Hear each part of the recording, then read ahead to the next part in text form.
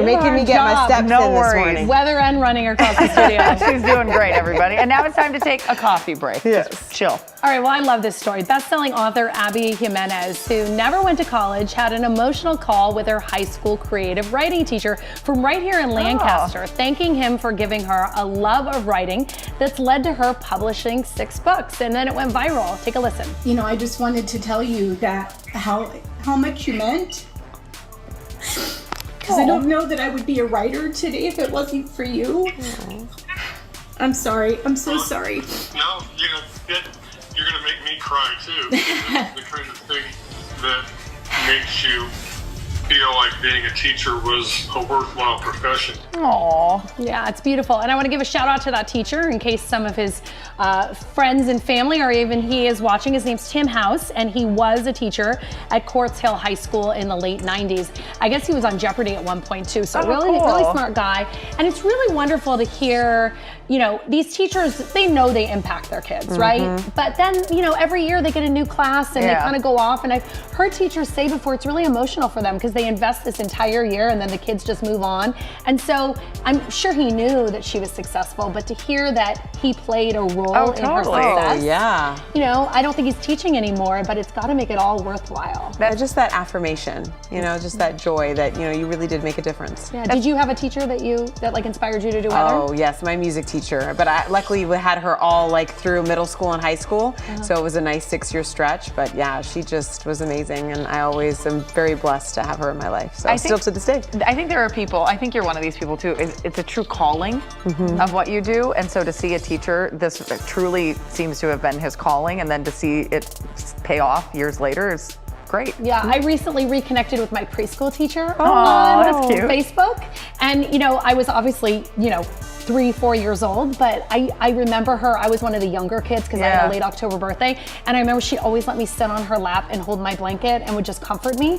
And I still remember how I felt in her arms to this day. In preschool? Yeah, in preschool. That's impressive. Yeah, Miss Shock. Yeah, she lives down in San Diego, so she's not watching. But when I found her, and honestly, she still looked like my preschool teacher to me. It was really lovely. Yeah, that is lovely. Well, another thing that's a once in a lifetime is an 80,000-year chance at seeing a comet in the night sky, and it is here. The Suchi-chan Atlas Comet is doing a flyby of the Earth, and the comet has a long 21-degree tail that is 42 times the size of the full moon. So visible until late October in the western sky from 7 to 9 p.m., really at sunset. Head out there and try to look. The comet reaches its top speed when it is closest to the sun. And on the screen right now are just a few pictures of that I've got from Twitter. People in California. So these are California shots. These are California shots here right now. This is San Diego.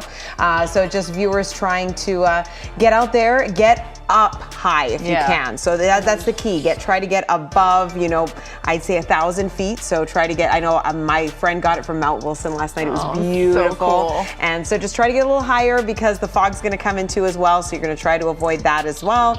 And then try to get out there right around sunset. I wonder if we can get it with our Mount Wilson cam. Oh, we should try that. that. Would be, to the west.